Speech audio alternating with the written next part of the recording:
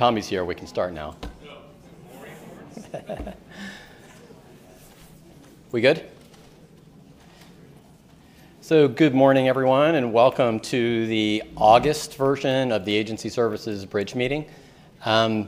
So I'm pleased to see so many people in the room, and if anybody ever said that government work shuts down in the month of August, well, clearly here's the proof that they're wrong.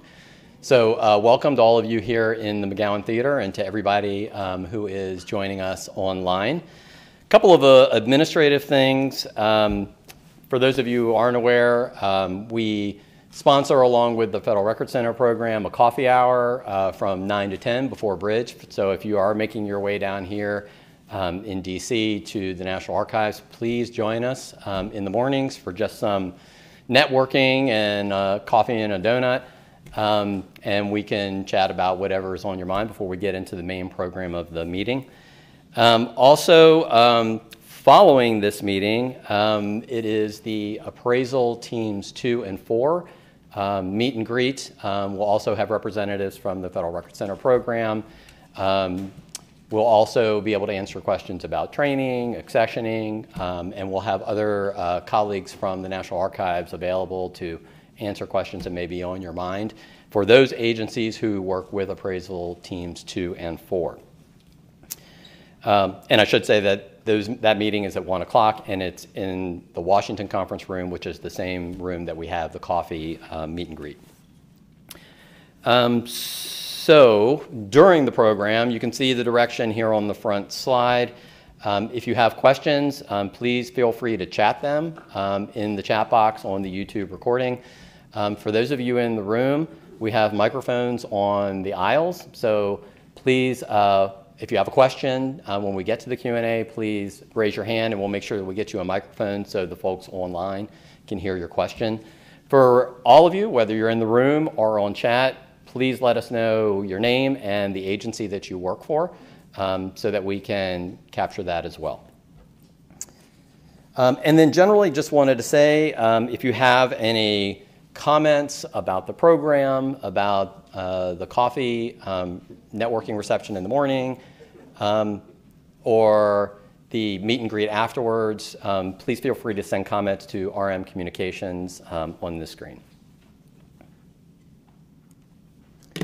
So here's the agenda. I'm going to start with a brief presentation on work that we're doing to develop digitization policy, and then a slight change in the RMSA part. Cindy Smolovic was unable to join us from Fort Worth, so Don Rosen is going to do an overview of the RMSA results. It's, in case you have checked your phone, it was published on our website this morning, and a notice and blog post went out. So we'll have some discussion about those final results. Gary Ralphus is here to talk about changes to the training program, and John McAvoy is here to give a demo of the new ARCIS customer portal enhancements. and then we will wrap up. So digitization policy. I have a few slides, and I'm going to start by taking a little stroll through memory lane and where we have come since 2012. So on the slide, you can see essentially OMB's position along with ours back in 2012 when we issued the OMB NARA Managing Government Records Directive. In the middle, you see Congress in passing the amendments to the law in 2014, and then bringing us up to the present, we have NARA Strategic Plan and Goal 3.2, which has now also been incorporated into the administration's government reform plan as something that we need to do as a government to move towards fully electronic government. So what I want to focus on here, in addition to just showing you sort of how digitization policy has evolved since 2012, where we were at that point talking about recommending agencies assess the benefits of digitization to what we are doing right now and actively promoting it, and 2018 actively requiring it, is let's focus on the middle piece, because a lot of what I'm going to talk about does sort of get to those amendments. So the language in the amendments to the Federal Records Act required NARA to issue standards for digital reproduction with a view toward disposing of original source records. So the requirement was the standards needed to be issued in regulations. It also is clear from our interpretation of the law and the amendments that this applies to both temporary and permanent records. So if you just keep that in mind as we go forward, we'll talk about what we're doing to sort of connect that. So here's where we are right now, and these are the pieces that I think you all are probably familiar with. In 2009, we updated 36 CFR, and 1225 Section 24 has the section with the question, when can an agency apply previously approved schedules to electronic records? And that is where we get to the point where agencies are scanning, and we need to know what to do with the various record-keeping copies, the scanned, digitized, and the paper. So we then issued a bulletin in 2010, which gets to the permanent records, where the requirements in the regs say that agencies need to submit a notification to NARA if you have previously scheduled permanent records in paper and you want to make them permanent in electronic. So you're basically applying the previous approved authority via the notification process, and then agencies would then use GRS 5.2 item 20, at the time it was GRS 20, to dispose of the source records, with now, through the notification process, having the electronic versions as the record-keeping copy. So that's what we've all been working on and that's been the environment since the regs were updated in 2009. So here's where we are now and some of the concerns that have come to light. So looking at the 2014 amendments and the language that was put in there, the current records management regulations do not contain digitization standards. So our position, in consultation with our own Office of General Counsel, we have arrived at is that we do not have the authority, the National Archives does not have the authority to approve disposal of original source records until those regulations with the standards, which were required in the 2014 amendments, are proposed in the Federal Register. So we'll talk about that in a little bit more detail. But what we are saying now is that we don't need to focus on regulations that are final. Our position is that once regulations with standards are proposed in the Federal Register, then they can serve as interim standards that agencies can then implement against. And one of the things that we added on this slide, a lot of you are already familiar with, the Robinson versus McDonald case, which happened over at the VA at the Veterans Court of Appeals, where the court case did highlight problems that digitization projects may create. And in that case, it was around citizens seeking benefits, where the digitization was not done to a quality that would allow the citizens to ensure that their rights were protected. So in some cases, the backs of documents weren't scanned and the records were incomplete, and there were some serious issues which meant that, or actually resulted in VA losing that case.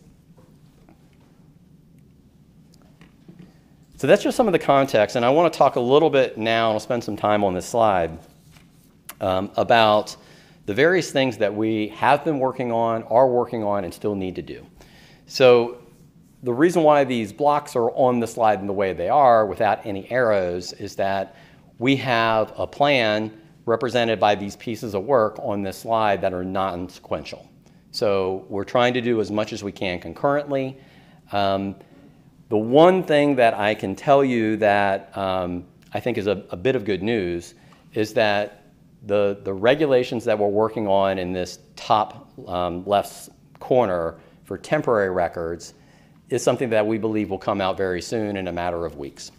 So we have modeled the regulation for temporary records on the regulations that currently exist for microfilm in 36 CFR 1238. So essentially what we have developed for temporary records are high-level requirements that will be issued in the regs that will serve as standards that agencies can use for temporary records. So you could scan the temporary records, meet the high-level requirements, and then dispose of the paper according to those standards.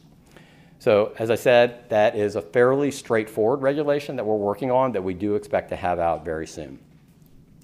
The more complicated piece is below that for the permanent records, and here's where we need to issue a regulation with standards that do include technical and quality control standards. So it needs to include more because the records are permanent and going to be coming to the National Archives, so we need some assurance that agencies are digitizing to a standard that will allow us to preserve the records and provide access. So we are trying to do this as expeditiously as we can. We're already working on it. We have language drafted. Obviously, I can't give you an ETA on when that one's going to be done because it's going to have to go through a full regulatory process, which we don't control.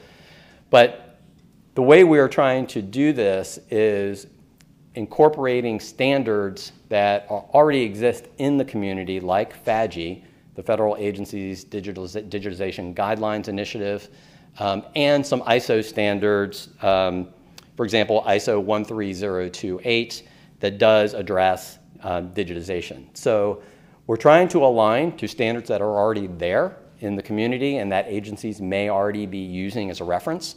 And then we will write in the reg additional guidance around quality control that will sort of flesh that out. So that's a piece that we are also working on, and we're trying to do those concurrently with the expectation that the regulation for the temporary records will be out fairly soon. So the other thing that will be out fairly soon, going to the bottom, is revising GRS 5.2. Once we know what each of those regs looks like, we'll be able to update the GRS and send out a revision of GRS 5.2 that will be more precise around the permanent and the temporary records that will allow agencies to use that as the disposal authority. And then one thing that we know we want to look at is NAR Bulletin 2010-04. It's been around, as you can tell from the date, for almost 8 years. We feel like we need to look at that process for how media neutral notifications around permanent records that are being scanned works. We have some thinking and some work to do around that. And that will be something that we'll be giving you updates and briefings and probably reach out to some of you to get input on that process as we go through the standard and normal bulletin creation process.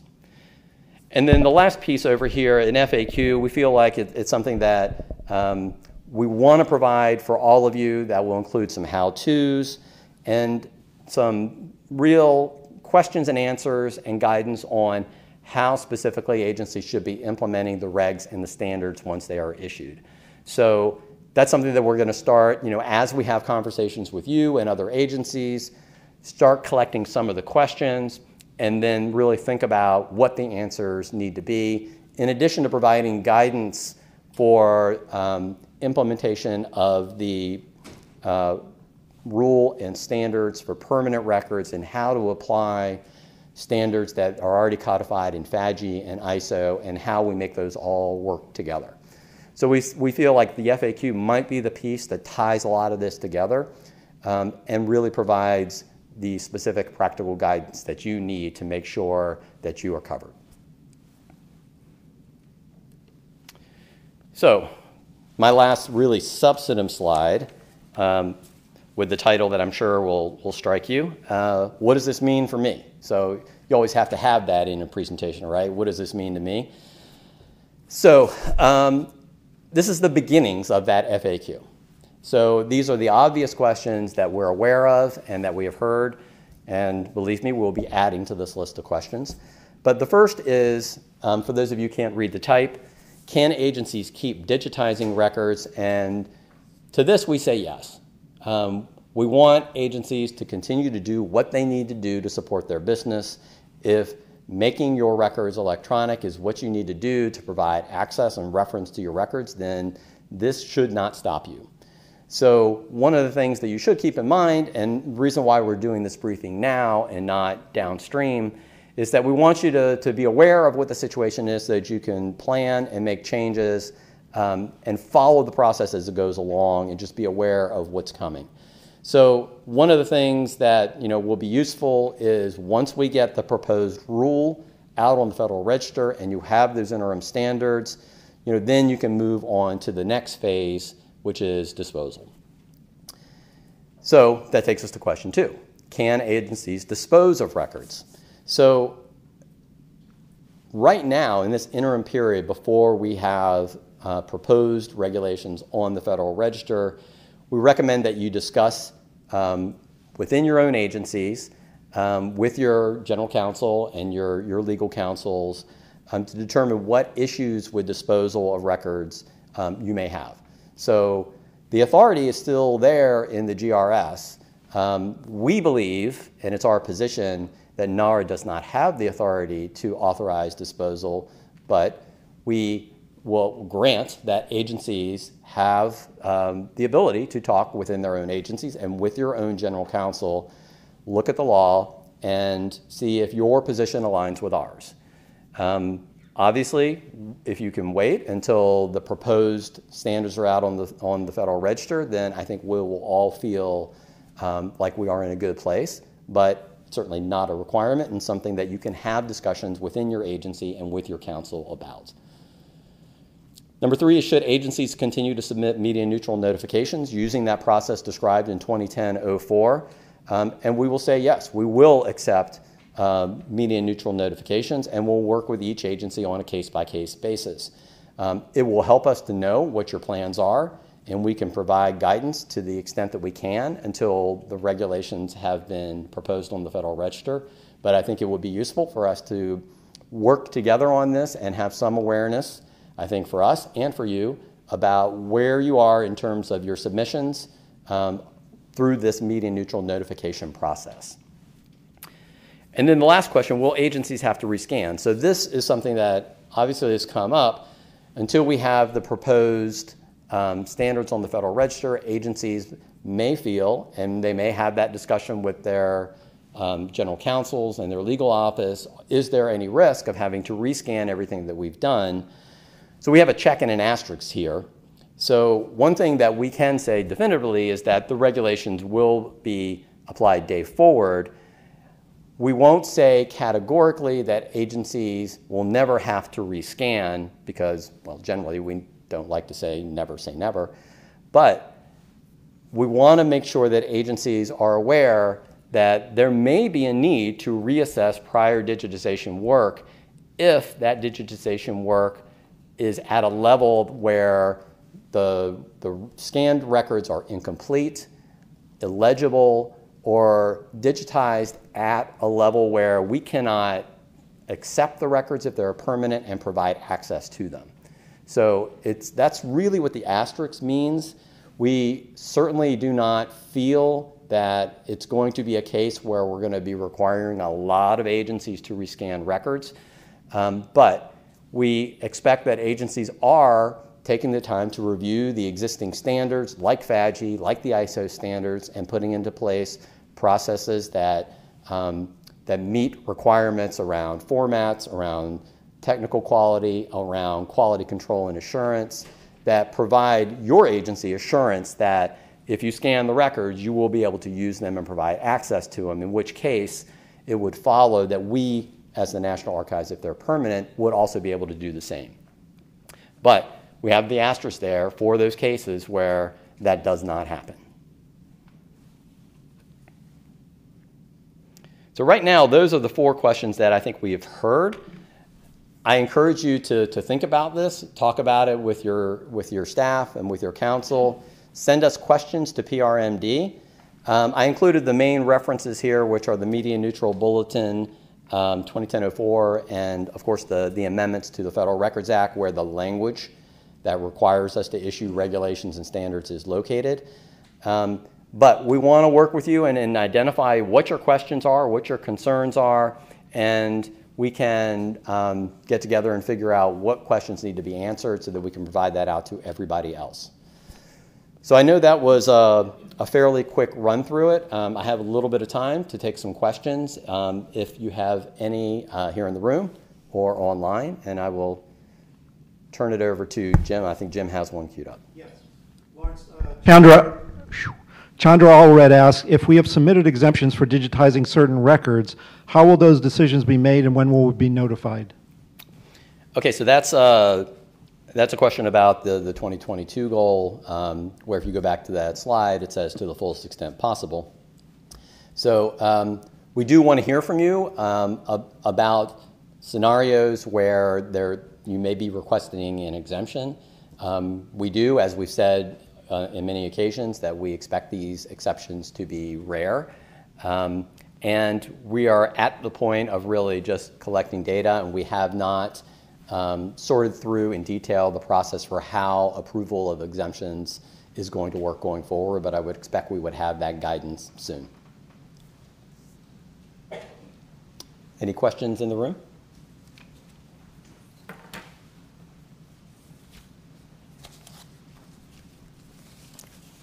Any questions online, Jim?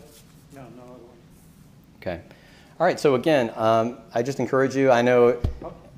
Sorry, Lawrence, we just got another one, yes. Will permanent paper records that are scanned by Nara meet the new standards? And if so, will prices change? So that's, I guess, records that we would scan as a provider. The same requirements would apply. So we're going to, as a service provider, if we're doing the scanning, no different than if an agency was contracting with a provider, have to meet the same standards that we're going to produce in the regs. So the functions are separate, but both will have to meet the standards that we are going to propose in the Federal Register. Okay, so again, please, I know it takes a while for all of this to sink in, but please think about it. Send us questions. We want to work with you on this and start collecting some of the Q&A that will help us to move forward. And again, keep an eye out over the next several weeks for the Federal Register notice posting for the temporary rule. Thank you. So now I will turn it over to Don, who's going to give you a debrief on the results of the recent annual report.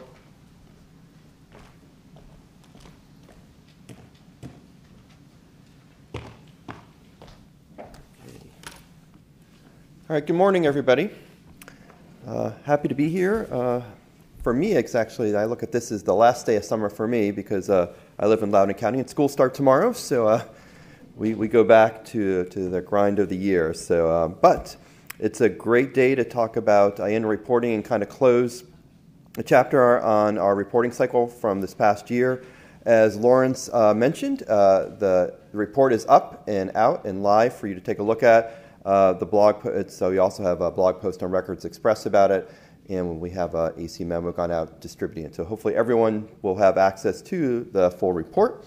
That's what I want to do this morning is talk a little bit about some of the findings in it and what we're planning to do also a little bit for next year. So just to remind those that are not familiar with our annual reporting, We reported on 3 things this past year we asked you to do. One was our annual records management self-assessment, where we do an evaluation, you do an evaluation of your program overall with focus on compliance, looking at all the different pieces of your program. And of course, we've been running this, I think now for almost 10 years, going back to 2009 was the first one we did, so I think next year will be 10 years we're running the RMSA. We also asked you to do the email maturity model, where we assessed how you're doing an email on different categories using a maturity model approach. And finally, the senior agency official report for records management, where we asked the SAOs to talk about high-level progress you're making towards the M1218 goals and targets. And we took all that information, and in the past, we had summarized some individual reports, but this year, as well as last year, we summarized all that into one federal annual report, which we actually call the FARM when we talk about it here in our office. So let's start with a little bit with the response rates. We had excellent response rates, again, from all the agencies. SEO reports, 98% for those who did. I think we had about 110 of those that were received, so excellent. And then for email management, 98%, and that's about 260 that we sent it out to, and also 99% for the RMSA. So congratulations to everybody who participated. Excellent response rate. We're very, very thankful and appreciative of that. And I want to give a shout out also to our staff, led by Cindy Smolovic, and working with all of you and getting those in. So I know it's a lot of work we ask every year to do that, from January to March to get all the information prepared, and then for us to be able to analyze it. So we do appreciate it, and thank you. But excellent response rates, so we're very happy with that. What do we do with reports? As I mentioned, we do post them on our webpage, and they are now live there. In addition, we do post the individual SAO reports. They've been up there for a while. We post them as we receive them, so I encourage you to go take a look at those, and you want to see what other agencies are doing. Really lots of good information in there. While our annual report does summarize the findings, if you're interested and want to take a deeper dive into what an individual agency is doing on something, I encourage you to look at those. And we also post the email reports from every agency. So take a look at our page. We actually kind of modified it a little bit so you can see all the years for each agency all together in one place. So I think it looks really good, so I encourage you to do that. And then, of course, what do we do with the actual full report? We submit it to OMB for them to review it. And then we send it out to those congressional oversight committees that look at our work. We send it to those, and they've received it.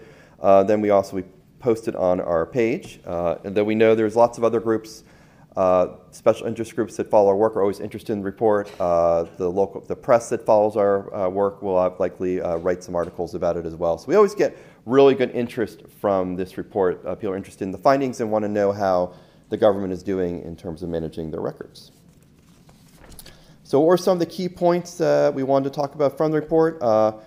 Progress being made towards the 2019 target from M1218. We asked some questions about briefing to senior management. How are we doing with email management? Some of the RMSA trends we found.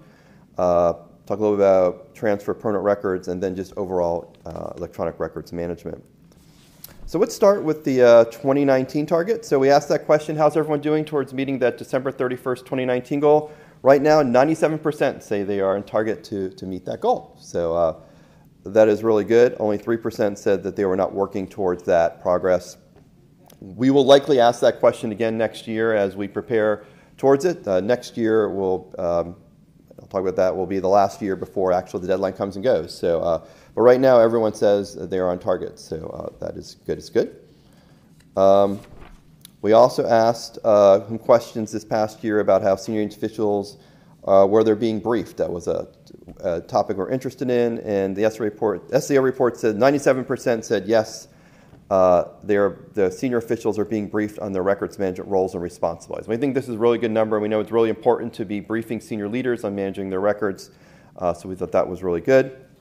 We even asked additional questions in the RMSA report.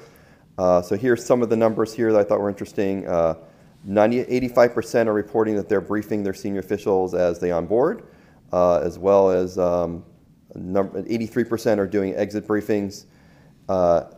and 92% of the records auditors reviewed the removal of personal files and copies. And this was up from 79% the previous year. So all in all, it looks like we're doing a really good job, the agency's doing a good job on working with their senior officials as they are being briefed in and out. Moving on to the email maturity model. So if those recall, we asked questions that align to our success criteria for this. So looking at emails managed in terms of systems, disposition, access, and policy. And here I just kind of summarized where we were when we asked it last year to this year. To overall those that were in the low risk, we actually moved up from 44 to 62%. And this means that across the board in these areas, if you looked at those that fell in the 3 to the 4 category. So that was good news to see from the first year we did it to the last. And then we actually, the high risk relatively, actually that even dropped from 15 to 11%. And then those at moderate risk, which was those that received it kind of averaged out to a 2 in those 4 categories, that dropped from 41 to 27%. So overall, the email results I thought were promising. And I'll be curious to see where they are next year, but it's really good that majority of the categories we averaged out to a 3 to a 4, so that was good to see. Moving on to the records management self-assessment. Here I kind of give you a snapshot of the last 5 years. As you know, we've been doing it for almost over 9, but here I wanted to give you a show that the numbers have been trending in a relatively positive direction, especially for those that in the low risk category. We've been, from 29% in 2013, we had kind of hit a high of 45% last year. So this year we did drop a little bit from those agencies that moved from the low risk category from 45 to 39. It's a small drop, but we think a little bit could be some of the way people answered the questions. I think in past years, we had some questions that you could have given like a partial instead of like a full where actually completed it, so that might have dropped scores a little bit. And some of these also might have been just some agencies had just lower scores across the board. So, but there was a slight drop there. Otherwise, the scores remain relatively stable from what we've seen from the last couple of years. But I'll be curious to see where we are next year with the RMSA. But overall, the moderate risk stayed about the same, actually very similar to what it was the last 3 years, 3 of the last 4 at 47%. And those in the high risk continues to be low. We've dropped from a high of, we were 28% in 2013 to now we're still down to 15%. But it did tick up a little bit from 12 to 15, so it's something to see there. Some of the areas we looked at this year, we were interested in, we had questions about permanent records. And you can see some of the numbers here that we had, how you're doing to identify a method to identify new and unscheduled records. 84% said they did.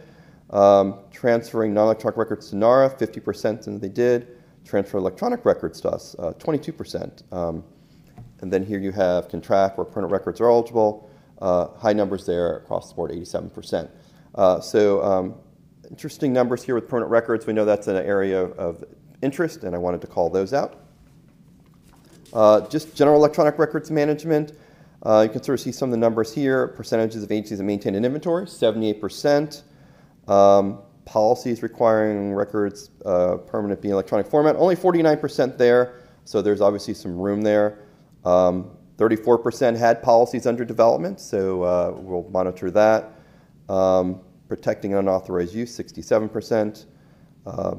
And have digitization strategies. This was an interesting one for me for managing permanent non-electronic records, only 42%. So there was some work there in terms of digitization strategies that we want to take a look at. So what do we do with all these results we have? And we have a whole set of data that we get. We had lots of data. There was over 110 questions for the RMSA alone.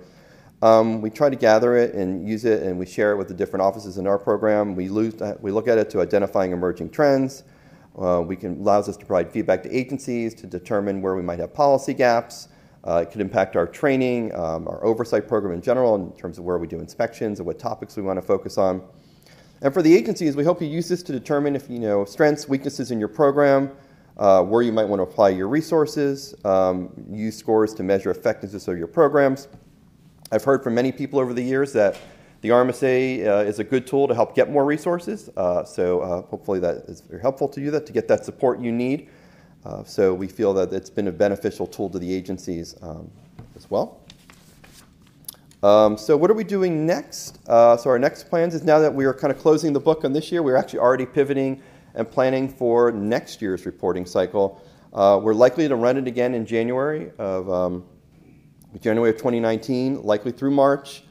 We do plan to do the same 3 pieces again with an SAO report, the RMSA, and the email maturity model as well. We're working on those products right now, what the questions will be.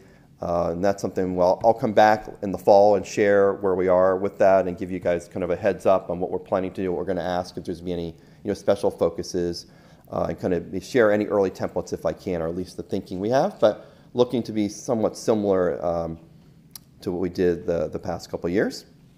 But and if you have any questions, obviously contact me directly or Cindy, or we also have the RMSA mailbox as well to submit any questions. But I encourage you again to, if you haven't seen it, read the whole report, go online, it's now there, and also read the individual email management and SAO reports. Lots of good information there, and it's a good way to collaborate and see what others are doing. And so for that, I'd be happy to take some questions. Jim, any questions? Oh, we're right here for Rich.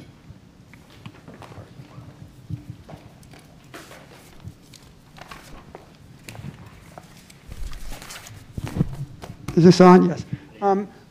I thought that the answers about, moving to, the specific answers you had about moving to permanent electronic records didn't really jive with what the answer was about how they're going to meet the 19 goal, because they seem to have like 50% had done stuff, but yet 19 goals only a year and a half away. So isn't there sort of a disconnect there? Yeah, that's something I think we need to take a look at and see. We look at that's where I think the SAO reports come in, because you can take a little deeper dive and they can describe a little bit what they're doing. Some are in various stages of progress, so when they answer the question, it might be like a yes, no, but they also might have various parts of progress that they're making, and that's where we get a little bit more detailed in the SAO findings. Okay. Again, that's why you should take a look at that. If some agencies are doing something really interesting, they describe it in those reports. Other questions I can answer about reporting? And again, I thank everyone. I give for all their participation.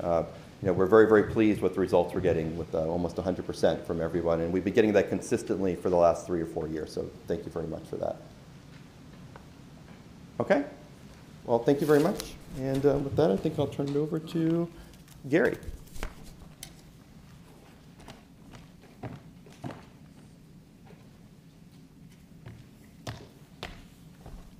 Good morning, everyone. So for those of you that have been here the last few bridges, I'll probably be giving you information you have already had. But we want to keep this, I think, in the forefront of our thinking for us to make sure that folks are aware of the changes that are coming in training over the next 12 to 18 months. So for many of you, this will be a review. For those of you that might be new, we've got some big changes coming. So as you've heard before, we're going to make some dramatic changes to the training program beginning this October. So what you don't see on the slide here is just a quick reminder. We sent out an RM communication a few weeks ago with a deadline for training for this year of getting all the payments in by 1 September. As we transition from a for fee service to free, we need that month of September to kind of close the books. So after October, all the records management training will be free. All right, and I'll go through our schedule a little bit here next. The next piece on there for you to look for as we transition, roughly January timeframe, we will enact, if you will, an online training catalog of our materials. So for those of you that were in the coffee hour this morning, many of you talked with folks from our web team. I appreciate their support this morning as they were kind of gathering some of your information to take into account as we build what that catalog is going to look like, how it's going to function for you. So we're on track with that and look to release some of the training stuff as early as January. Right now our goal is to try to take all of the knowledge area course materials and have them up in January, and some pieces that we've done over the years that are appropriate for training all of your employees, so the all hands kind of stuff. That looks to be pretty solid. Hope that from that point forward, then as we go through the year, we'll be adding to the catalog. And I'll touch on that a little bit more. And then a reminder, so September of next year will be the last courses that we will run for anybody that is not an SAO RM designated records officer. right? So that'll be the people that we continue to train only online beginning in October of 2019. But for the rest of the folks that we have traditionally trained, they'll be looking to inside your agencies to get that training internally rather than coming to NARA. So a little more detail, right? What to expect this next year as you think about this transition and who you may or may not want to come to training while it's still available face-to-face from NARA. We will be running the KA series not nearly as frequently as we have been, right? So those of you that may have paid attention the last few years, we've been running that 2-week KA series almost back-to-back throughout the year as much as we can with holidays and everything else. So we're going to limit that to 6 sets next year, right? Approximately every other month. We'll also offer the electronic records management course here in College Park, again in that conjunction, so about every other month. We'll alternate that with offering the KA series in the field at NARA locations, right? So one month we've got folks in College Park training, another month it'll be at another location around the country. I'll show you those in a minute. Our current online courses, the Basic Records Operations course, Vital Business Information, and Sustainable Formats and Permanent Electronic Records courses. We will continue to offer those online, 1 or 2 courses each month, so it alternates. Some months it's a Basic Records Operations and Sustainable Formats. Next month might be Vital Business Information in a different course, but those will all be available throughout the year. And then we've reserved 5 spaces in our calendar to actually come to you. And I'll look at the details of that in a little bit in the next slide.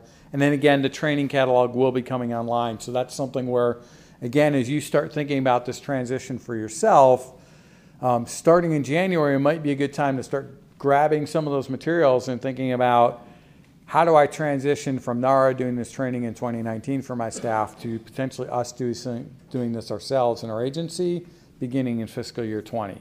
It's one of the reasons we're trying to get those materials up early so you can begin to plan what are the actions you need to take to get your folks trained starting in fiscal year 20. So Nara Sites for 2019 are here on the board. I want to point out October, right? That's always a tough one because of travel and the changeover with the budgets and everything else. So that 2-week period is the last week of October, first week in November at our facility in Seattle.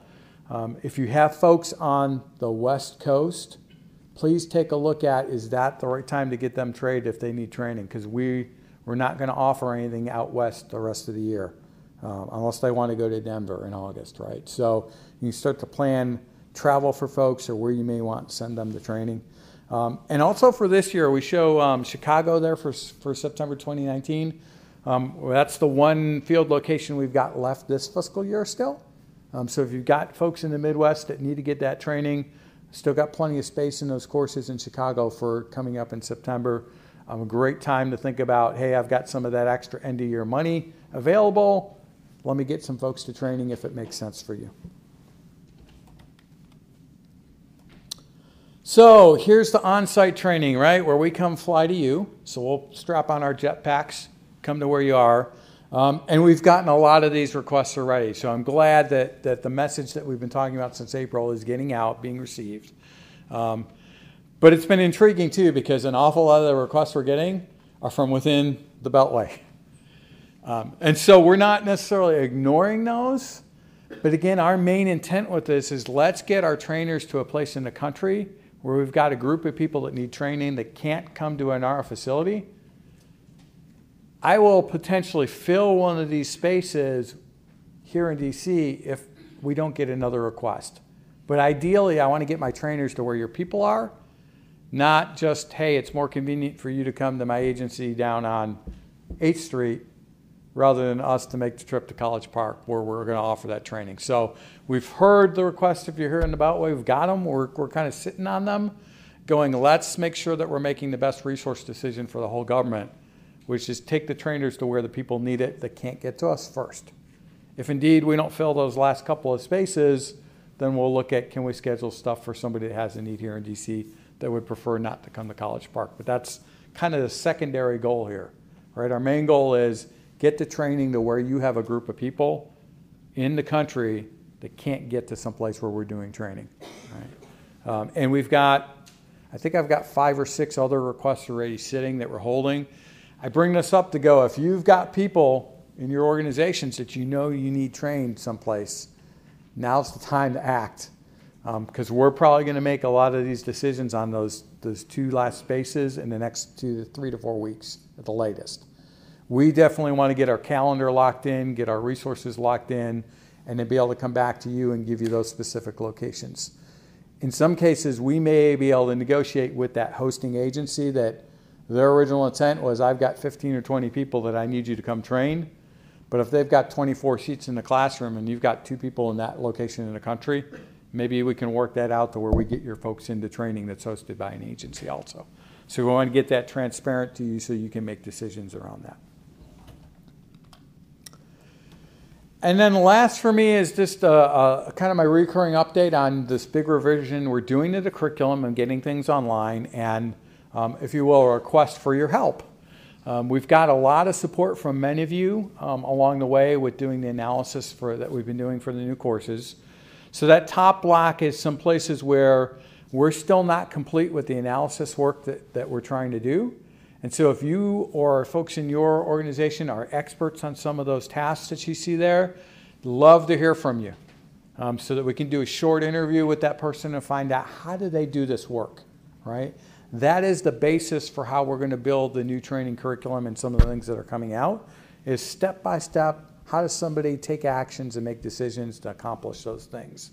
And so we want to take your information, your experts' knowledge, integrate that with the expertise that Nara has to come up with the final solution of how we'll train those tasks in the future. And then from there down, you see some of the pilots that we'll be running, right? We've had a couple this past year.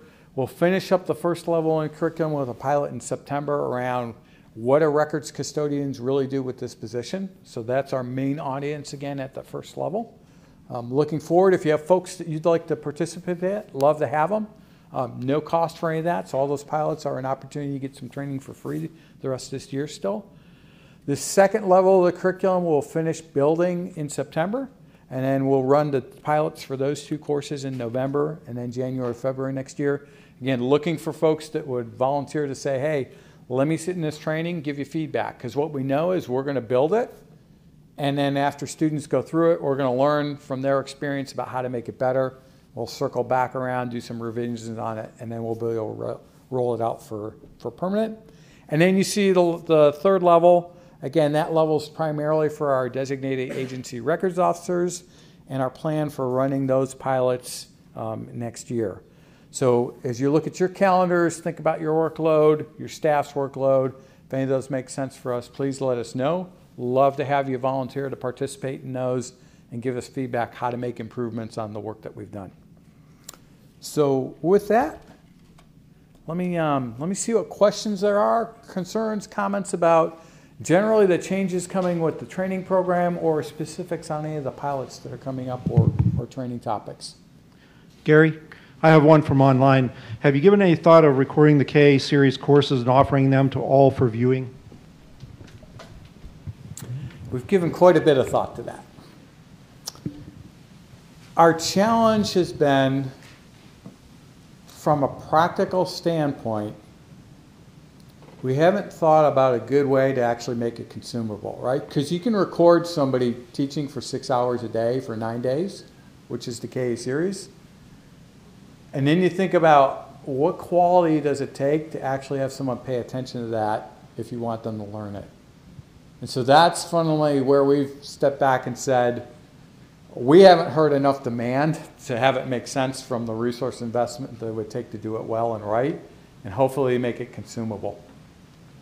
Because you can imagine for yourselves, if someone asked you to sit through 54 to 60 hours of videos as your training experience, what might that feel like?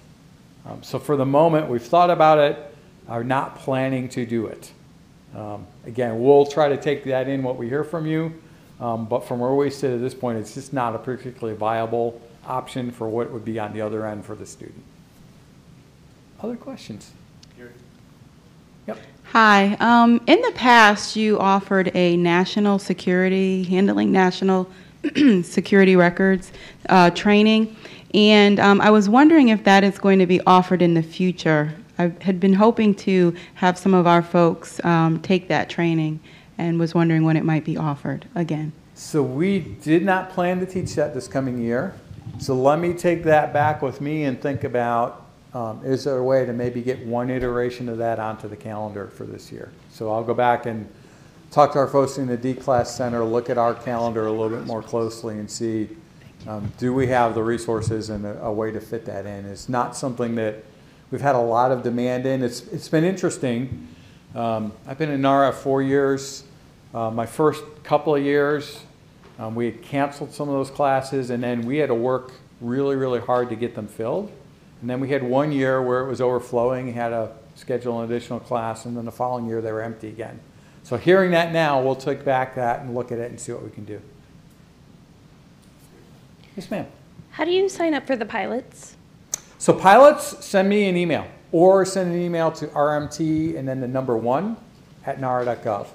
And then I'll pass it on to the supervisor I've got in our team that's scheduling all that, Michelle Bradley. And then as they get closer to running in them, she'll reach back out to you and let you know the details that are going on. Other questions, comments, concerns?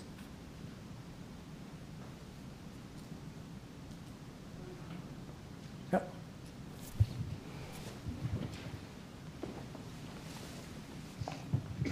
I always love a question for Rich.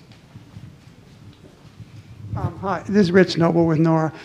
Could you explain, I'm just confused what this decision about the KAs, it sounds as though we sort of want to phase them out, but we really can't phase them out, so we're just limiting them just to the records officers. It sounds as though really the new 3-tier thing is the way we're going, but we sort of really have to keep the KAs for some reason. Could you explain, you know, why are we even keeping the KAs if they're just going to be limited to the records officers? So let me split a couple of things there for you, Rich. It's a great question, too, because obviously I haven't been clear enough. So 2019, if you will, from a curriculum standpoint, is a transition from the KA courses to this new 3-tiered curriculum. So let's separate that out from who we're training. So the first thing is, what are we doing with the training content, right? And we've also had questions sometimes about, well, if that's the case, why are you bothering to make the Ks available for others to use? Because there's valuable information there, right? So let's not reinvent the wheel. In the new curriculum, we're taking a far more task-based approach to learning than what's in the KAs. But that doesn't discount that what is in the KAs has been incredibly useful and very valuable. So if that information is right for you going forward, then that's what you should use, right?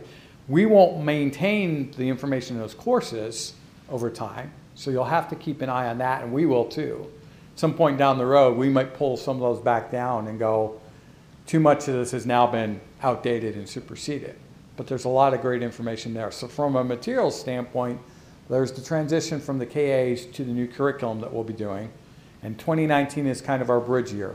Finish running the KAs, finish developing the new stuff, with the new stuff being available in 2020. And oh, by the way, all that new stuff, although it's only online, we're also going to be making all of that available in that online catalog to you too, so you'll have that to use.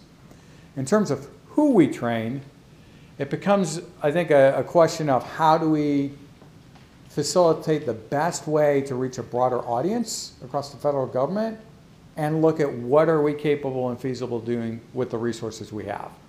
So for NARA, because of M1218, we have a requirement to have a Certificate of Federal Records Management training program that agency records officers have to complete, right? The requirement's there that an SAO designated RM has to get the Certificate of Federal Records Management training. So we will continue to do that in terms of what we deliver, but we believe that we can have far more impact across a far wider ranging audience if we make materials available to agencies and support you to do that training and put things online that people can do themselves. Because one of the constraining factors, there's 2 primary ones right now. One is, how many people can you get in the classroom in the same place to attend training? And how many instructors can I get to run that training from our end? Huge constraint. The second one comes down to travel money. Right? Can people move to training? Inside of the DC area, it's not such a big deal to come to College Park. But when you get outside of that, where a large portion of the folks doing your records management are, it's very difficult to find the resources to get somebody to go travel to training, right? And to spend as much time away from their office as many of them are to get the certificate. So we're hoping this change to who we deliver training to actually becomes more effective for the agencies in getting information out more broadly. Thank you. That was a tough one. Thanks, Rich. Anything else? Gary, what about training for CUI? So we currently don't do CUI. Again, our purview is going to be from records management. The CUI program at NARA has done a series of YouTube videos that are posted on archives.gov on the CUI page. So that is their approach to training right now. If you have other concerns or needs, you can certainly contact them or contact us. We'll listen to it and work with that program to see if there's a nexus around records management and CUI that we're missing that we need to bridge from the records perspective. We'll look at certainly taking that on. Okay. So, yes, sir. Sammy from MCC. Yes. So, as a 15-year professional in records management, limiting the course material to online is kind of defeating our purpose of awareness of our field. Because a lot of us in here, well, a few of us in here are transitory, doing other things. Without that connection with you guys giving us the latest in-house experience, putting it online, you take out the human aspect to training people. Because then you stuck to, I have questions that the training is not giving me, but I don't have a face to say, well, I'm used to dealing with that. So now we're about to lose our important skill in our field of engagement. Yeah, I think there's a risk there, and there's no question about it, right? And so certainly what we see in the classroom right now is there's a group of folks that, one, prefer a face-to-face learning experience, right? That's just their preference. And then you have the risk of them not connecting with the people that they would meet in that experience. Certainly get that. You know, if you're a designated agency records officer, we think the way that we're building those courses and the online forum and discussion boards and that connection over time, we hope to build it the same way. Will it be the same? Don't know, right? It comes down to what do I choose to do in interacting in an electronic environment versus face-to-face. We will be doing, I think, a lot of webinars going forward and offering some level of coaching for agency trainers. So again, we're not, I don't want to say that we have a complete plan of how can we continue to keep a community growing together, but we're not, let me rephrase that, we are aware of that risk and that need to consider it and work on it. And certainly the meetings like this, the BRIDG meeting, is another place where, you know, it occurs without having to be occurring in the training program, as well as the professional organizations that you all are memberships of, Nagara, other things where there's an opportunity to continue that professional networking. So we're conscious of it. We're going to continue to look for ways to support it through the electronic menu, but we also do recognize there's folks that just prefer to do that face-to-face. And it's not something that we're positioned to be able to continue to do at this point.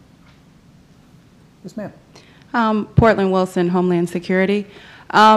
With the current and future training online, is there a way that you can notify or we can sign up for some sort of notification of these trainings when they're coming? Because if I don't go on to the NARA website and look, I won't typically know that it's available, unless I've missed it. But is there any way that we could have some sort of sign up where we could be notified? Yeah, so if you would send me an email, because my brain will forget after the meeting. We use an email service right now to send out flyers primarily. That's the best way if you're not coming to look at our catalog. And it's probably easiest, just send me a note, we'll manually add that to you. We've had a little bit of a breakdown in connecting where our sign-up page is on our learning management system for that, feeding data into that service correctly. But we can do it manually, certainly. Anything else? I got a quick one, Gary. For my agencies that would like training for those last 3 jetpack on-site deliveries, is there a minimum class size that you would entertain? And is there any cost? I know the training is free, but does the agency have to pick up any of the per diem travel, et cetera? Okay, so let me repeat the question for those folks that are connected online. So For the spaces where there's still possibility for us to come to the agency next year, is there a minimum number of students that we're looking for? And then is there any cost that the agency has to pick up for that training? Did I get that right, Ron? Okay. So the first one is, yeah, generally we're going to look for a minimum of 15 students, right? When you look at the area of the countries, it's usually pretty easy for folks to bring that size group together. And it starts to make sense for why am I sending a couple of trainers for something that's 5 or 6 people, right? So 15 is generally what we look for.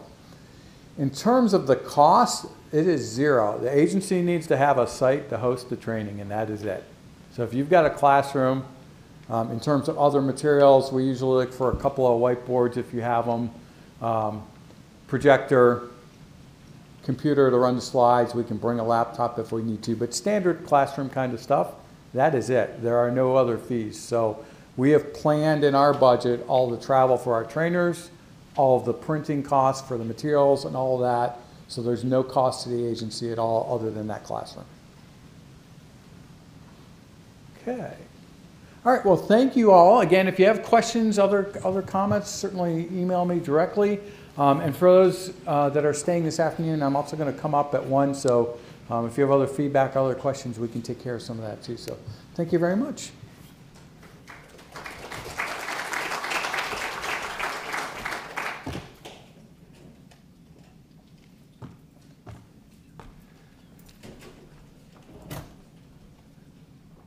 Good morning, everybody.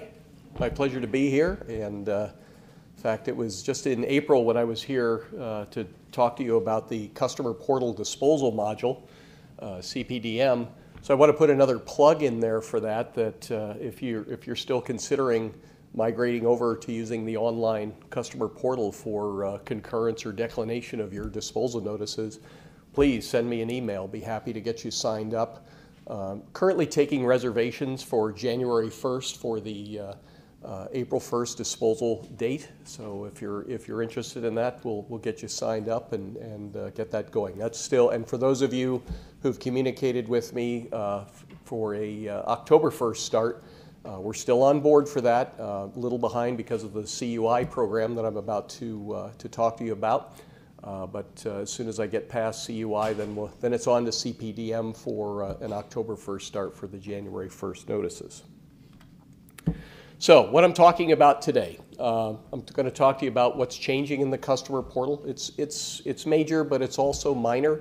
I'm also going to talk to you about user profile changes that we're going to take care of for you, as well as some data changes to your existing or live transfers that we have under FRC management that we're also going to change, plus some other things you'll need to consider for the future once your agency develops its own and implements its own CUI program. And lastly, I don't have a live version of it today, but I'm going to show you a slide of what the new records transfer data entry template looks like in the customer portal. So some general information. This kicks off on September 1st. That, of course, is, I believe, a Saturday. So we're really looking at Tuesday, September 4th, the day after Labor Day, when you'll actually engage the new records transfer template in the portal. We are going to move forward with this new template, whether or not your agency has implemented its own CUI program. So there's some different things that you'll need to learn today to consider as you begin to create new transfers go forward in September and, of course, in FY19. Now, I confess I'm very knowledgeable about all things ARCIS as it comes to the CUI program and what we're doing.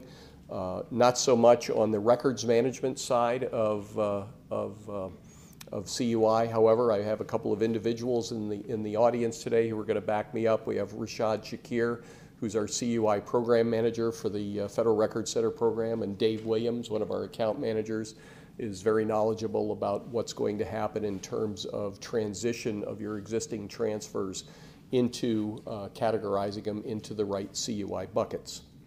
So I already started training about this new template. This is the identical presentation that I've done the past 2 days in the webinars that I've presented. For those of you that watched and listened the past 2 days, thank you very much. It was very informative on both ends. Had some help from the audience in answering some of the questions that were posed to me. But it's still not too late. I have 2 more webinars scheduled for tomorrow at 11 and 2 Eastern, and then again on Monday, Tuesday, and Thursday of next week as well. It takes about a half an hour, 40 minutes to get through the presentation.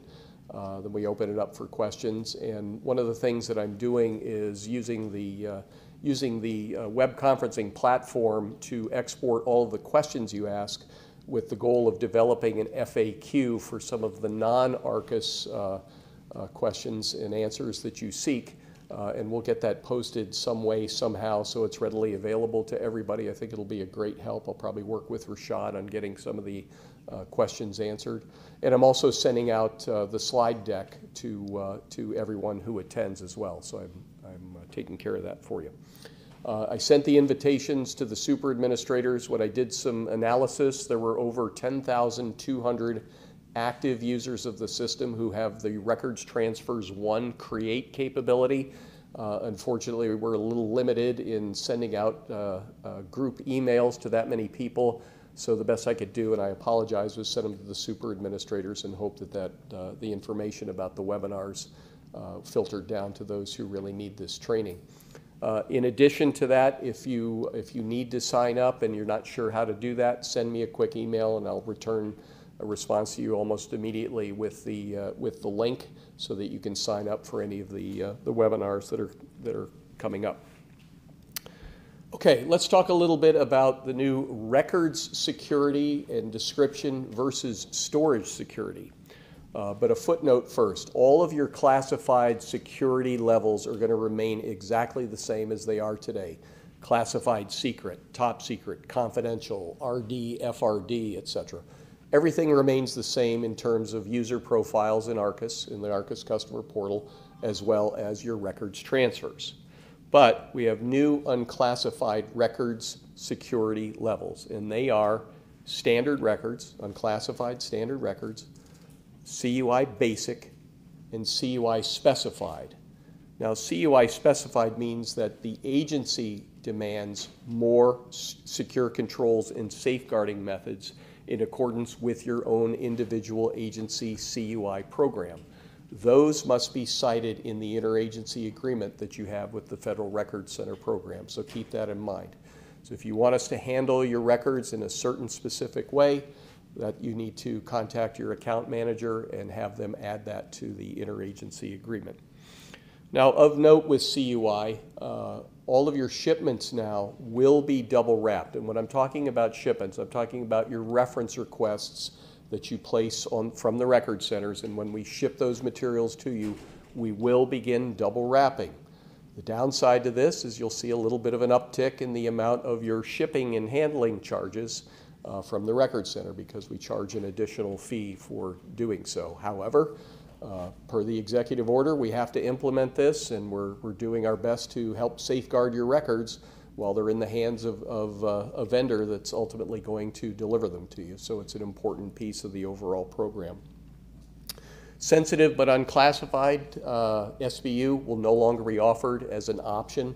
It'll only be standard records or CUI basic or CUI specified in terms of unclassified. Now we'll talk a little bit about storage security. So you have records security levels, and now you have storage security levels.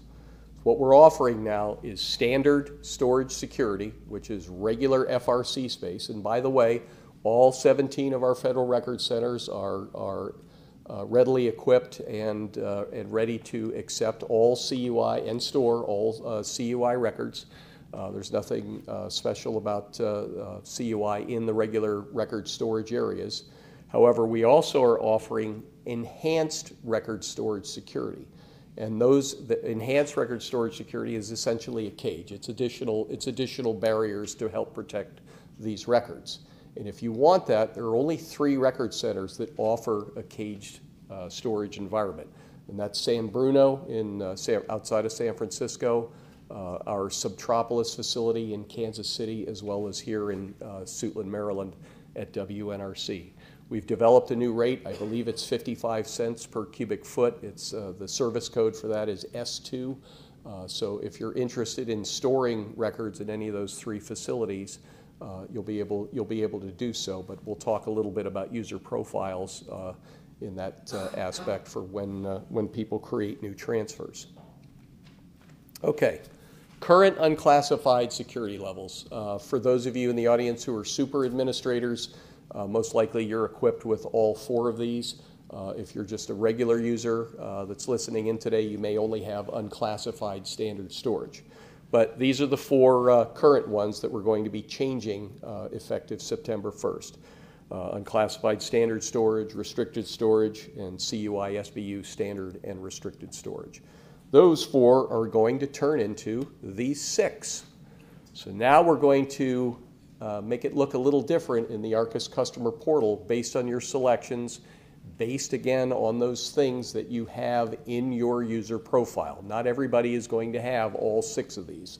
The super administrators will, and we'll ensure that all super administrators have all of them for assigning these to user profiles within your agency. So the new look and feel is unclassified standard records with standard storage or enhanced storage, and then the same thing for CUI basic and CUI specified. You have options of standard storage or if you want enhanced storage within any of those three facilities that I had mentioned in the prior slide. Now, if you want enhanced storage, you need to make sure that your user creating the new records transfer has one of those three FRCs in his or her own profile. Otherwise, it'll provide you an error message that says, sorry, you don't have access to, or you need to select a record center that provides enhanced storage, and it'll be San Bruno, Kansas City, or WNRC. So make a note of that for your user administration needs. So this is what we're going to look like starting September 1st in your choices. But another new feature that we've added to it is whole container reference.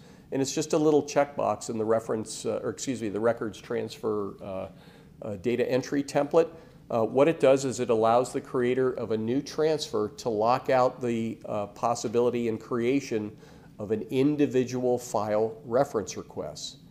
On the other hand, it also locks out the record center ability to create a refile or interfile transaction as well. So the idea is if you want whole container only reference, that means record center employees will not invade the contents of the box to pull out individual files. The whole box will be sent to your agency, and then you'll send the entire box back. Now, we will be able to retrofit existing records transfers to whole container reference request upon your communication to us that you would like to do so. But do keep this in mind. If you have existing reference requests that are out in the field or you're planning to send in some interfiles, please clean those up and send them into the record center first before we engage the whole container check on an existing transfer, because if you send those materials in, we're going to send them back to you and ask that you request the entire container, and then you'll put those materials in the box and then send the whole box back. So keep that in mind, please. All right. Now we're going to talk a little bit about user profile and records transfer data conversions. Now again, all the super administrators will be given all six of those new unclassified security levels with the storage security selections. But what's going to happen for all user profiles and for all existing live transfers, those transfers that we have under management, past transfers that have been disposed or accessioned, etc., will not be affected by this. But for all your records transfers and for all users who have unclassified standard storage, that is going to be removed and replaced by unclassified standard records, standard storage. So user administrators, you don't have to worry about those changes. We're going to take care of that for you in the next couple of weeks here. Similarly, with unclassified CUI SBU standard storage, That's going to be replaced with unclassified CUI basic standard storage, again in both user profiles and in the records transfer data. The goal here is so that there are no service disruptions. On Friday, a user might place a reference request from a records transfer that is cited as unclassified standard storage. And on Monday, perhaps they'll have to make a similar request out of that very same transfer. They'll still have access to it. We will have made the change so that the user profile access control and the access control of the records transfer matches for you automatically. Now, the other two existing security classifications, unclassified restricted storage and CUI SVU restricted storage, we're not going to make any changes at all. Again, no disruption for placing of reference requests. However, we are going to lock those two out. When a user who has that in their profile, when they go to create a new transfer, it's unselectable because the new selections of CUI basic, CUI specified, and unclassified standard records are going to be the menu choices that will be available. So they also won't be assignable by user administrator. So if a user administrator has these two values in their user profile and they want to try and give them to an existing user or a new user, we won't be able to. We're going to lock it out. Now, future conversion. So for all your existing transfers, eventually, as you develop your CUI program, you're going to have to make decisions on a lot of your records transfers that are in-house right now, and you're going to have to recategorize those transfers into the appropriate CUI buckets, as well as let us know if you want whole container reference only for those transfers, because in this overall data migration, all of these transfers are going to be set at a no value for whole container reference. Then as we move forward and as you instruct us, we will then engage the whole container checkbox for everything. So ultimately the goal is once you clean up all your existing records transfers and get them into the right buckets and categories, then we'll be able to pull those the old legacy now unclassified security levels from all user profiles and then just remove it from ARCIS pretty much altogether. So here, unfortunately, I don't have a live version today, but this is what the new records transfer template looks like. You're probably scratching your heads for those of you that create records transfers and saying, John, I don't see much that's changed. Well, that's exactly right. What has changed, and you will see in the, let's see, right here in this area, when you click on the security classification and security level drop-down box, the new values will be displayed there. And as you can see in this top one here, the unclassified CUI basic standard storage is one of those selections. So it's going to work exactly the same way. It's just that the values have changed a little bit and how they see, look, and feel. And then over here in the second column, you'll see the whole box container checkbox. So again, if for any transfer, unclassified standard records, if you want whole container reference, you can engage that flag. Additionally, as a business rule, if you select one of the CUI specified security levels, then we are automatically going to engage that checkbox for you. However, during creation, if you don't want it, you can uncheck it at that time as you're creating this records transfer.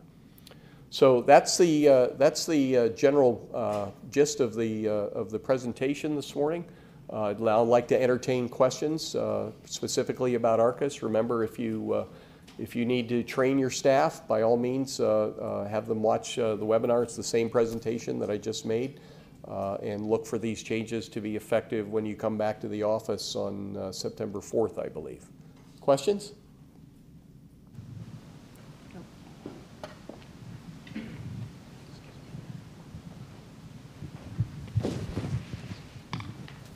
Do you have a slide with your email?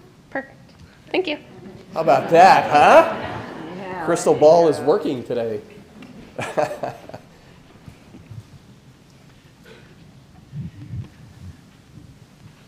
All right, very good. Well, thank you for watching today, and let me know if you have any questions.